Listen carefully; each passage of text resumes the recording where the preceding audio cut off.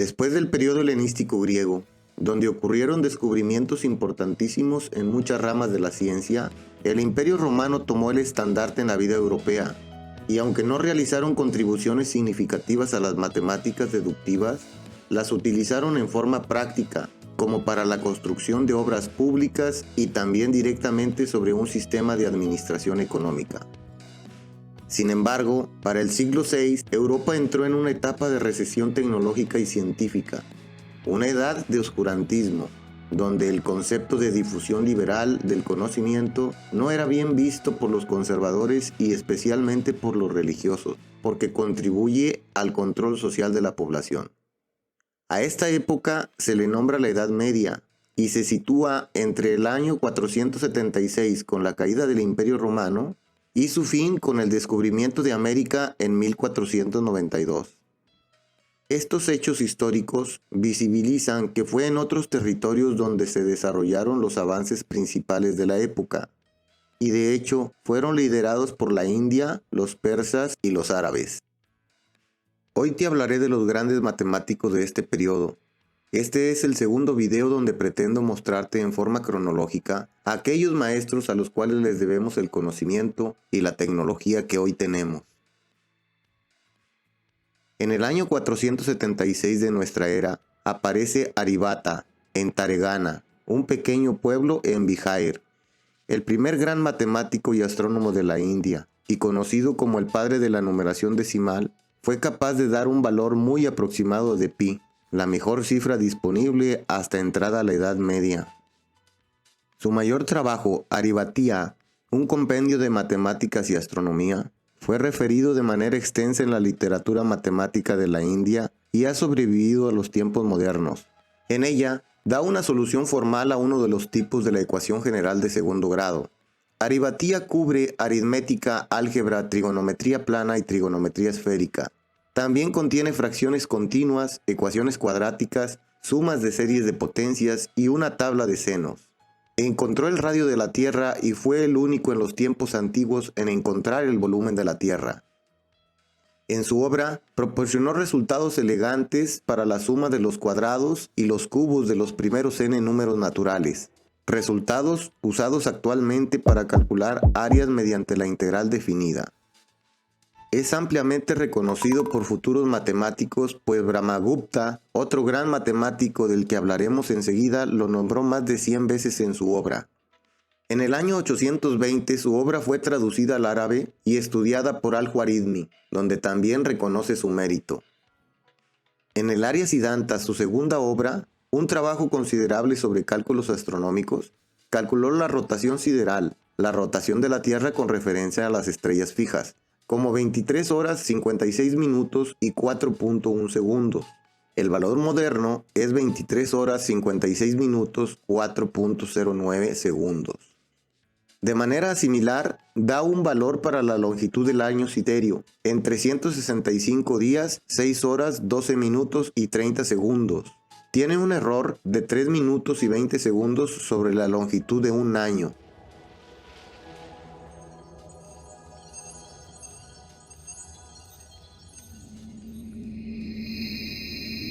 En Ujjain, la zona central de la India, nace Brahmagupta para el año 598 de nuestra era. Es considerado el matemático más grande de su época. Es autor de 2 trabajos iniciales sobre matemáticas y astronomía, el Brahmasupta Siddhanta del año 628 y el Kandakayaka del año 665. A este personaje se le atribuye la definición del cero. Su primera obra, Brahmasupta Siddhanta, es el primer libro de su especie que contiene las reglas para realizar las operaciones aritméticas con el número 0 y los números negativos. Es el primer texto conocido que trata al número 0 con las propiedades que conocemos hoy en día, en lugar de un simple marcador de posición o como un símbolo que representa una cantidad nula. En el capítulo 18, describe operaciones con números negativos en términos muy parecidos a los de la matemática moderna, excepto que en las matemáticas actuales la división por cero se deja indefinida. El libro consta de 24 capítulos con 108 versos. En gran parte de este escrito desarrolla áreas importantes como astronomía, álgebra, geometría, trigonometría y algoritmia. Explica cómo encontrar el cubo y la raíz cúbica de un número entero y da reglas que facilitan el cálculo de los cuadrados y raíces cuadradas. En el capítulo 2 se proporciona una forma útil para generar ternas pitagóricas y también encontró la solución general a una ecuación lineal. Brahmagupta también encontró dos valores de solución para la ecuación cuadrática. Continuó resolviendo sistemas simultáneos de ecuaciones indeterminadas. También obtuvo la fórmula que lleva su nombre, que sirve para encontrar el área de un cuadrilátero inscrito en un círculo, conociendo sus lados. Sus avances fueron posteriormente estudiados y retomados por Bhaskara II, quien lo describió como la gema de los matemáticos. Sus textos fueron traducidos al árabe y causó la propagación del sistema numérico decimal como la conocemos hoy en día.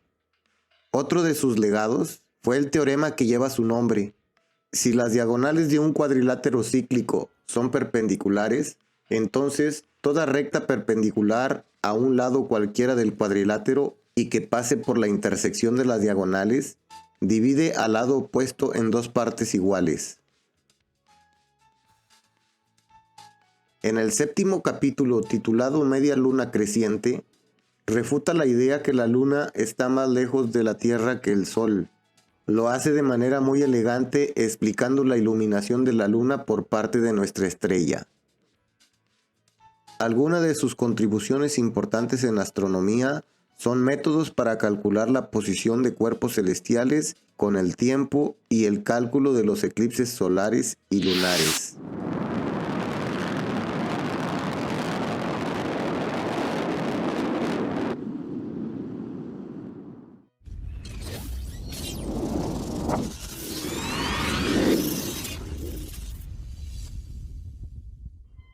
En la región del Saurashtra, al noroeste de la India, y contemporáneo a Brahmagupta, aparece Bhaskara, que vivió en el siglo VII entre el 600 al 680.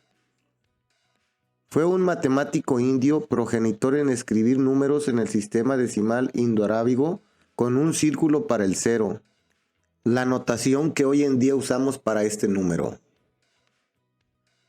Las primeras representaciones posicionales de los sistemas de numeración fueron conocidas de astrónomos indios alrededor del año 500. Sin embargo, los números no se escribían en cifras, sino en palabras, y se organizaban en versos. Por ejemplo, al número 1 se le conocía como luna, ya que solo existe una. El número 2 estaba representado por alas, gemelos u ojos, ya que siempre son pareja. Al número 5 se le conocía por los sentidos. Bhaskara modificó este sistema a un verdadero sistema posicional con base 10, conteniendo un 0. Usó palabras adecuadas definidas para los números. Comenzó con los unos, después con los dieces, cienes, miles, etc. Bhaskara está considerado el alumno más importante de la escuela astronómica de Aryabhata. Su trabajo, Mahabhaskariya, se divide en 8 capítulos sobre astronomía matemática. En el capítulo 7 dio una extraordinaria y única aproximación racional de la función seno.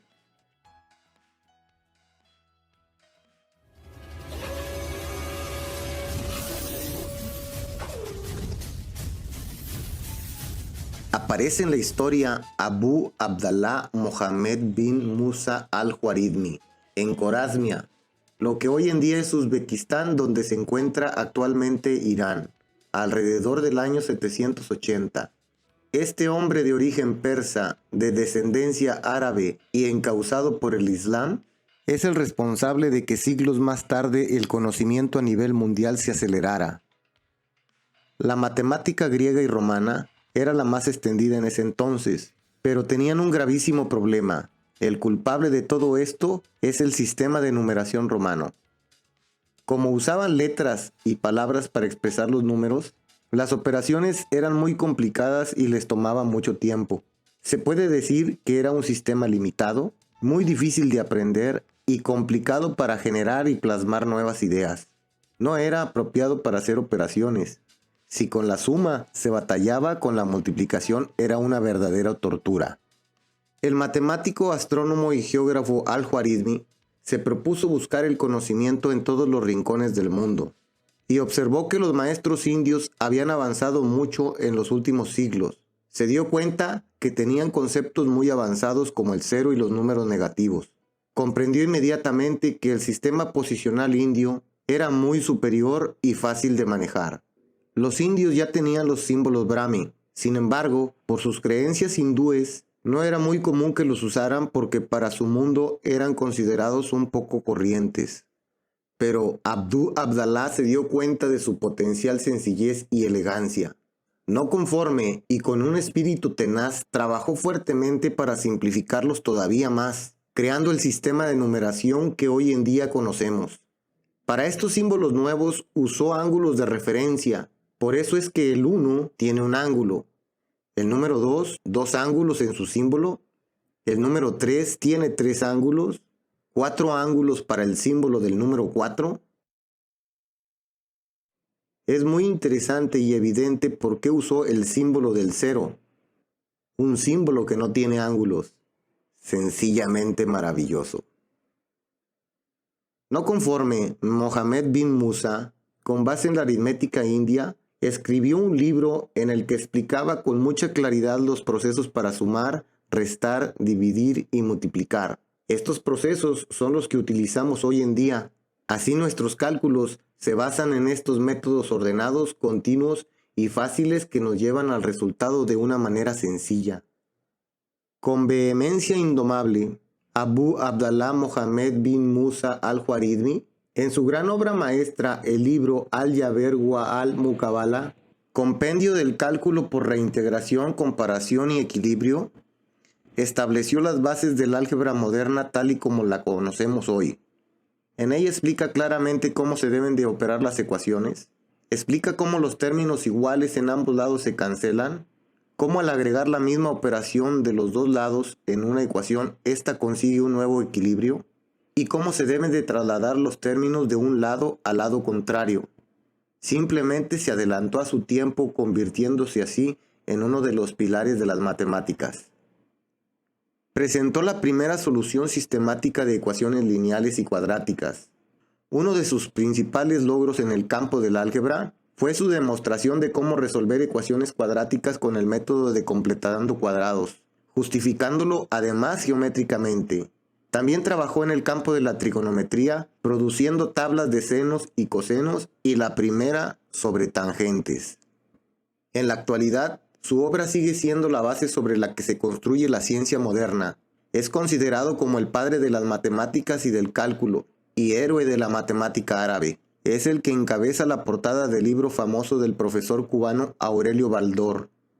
Sus matemáticas son las que hoy se usan en la transmisión de datos de Internet, en las transacciones bancarias, en la medición de fenómenos físicos y químicos y en la formulación de nuevas matemáticas. Poco después de su muerte se tradujo su trabajo al idioma latín y dicha traducción salvó las obras más importantes de Al-Khwarizmi, debido a que desafortunadamente el original árabe se perdió. Sus obras se publicaron de forma más masiva en el siglo XVI por la invención de la imprenta de Gutenberg.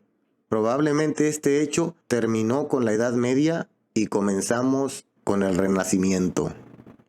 Existe una estatua en su honor en Jiva, Uzbekistán. El nombre de su libro, Al-Jaber wa al-Muqabala, significa restaurar y balancear. La latinización del nombre de su obra dio pie a la palabra álgebra y la latinización de su nombre a la palabra algoritmo. A el resultado de describir pasos claros para resolver un problema, le llamamos así en su honor.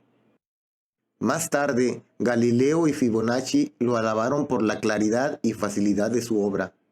Fue una mente sencillamente brillante, que sacó lo mejor de todo el conocimiento anterior, lo mejoró y lo transmitió para facilitar así su comprensión a las próximas generaciones, y que aprovecharan al máximo el recurso de las nuevas matemáticas.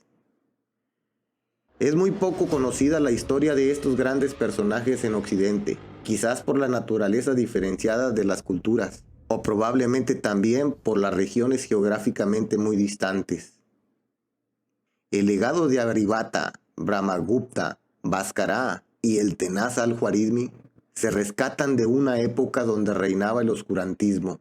Lo bueno es que sus obras perdurarán en la historia. Isaac Newton escribiría: mi trabajo se ha logrado porque estuve apoyado siempre sobre hombros de gigantes.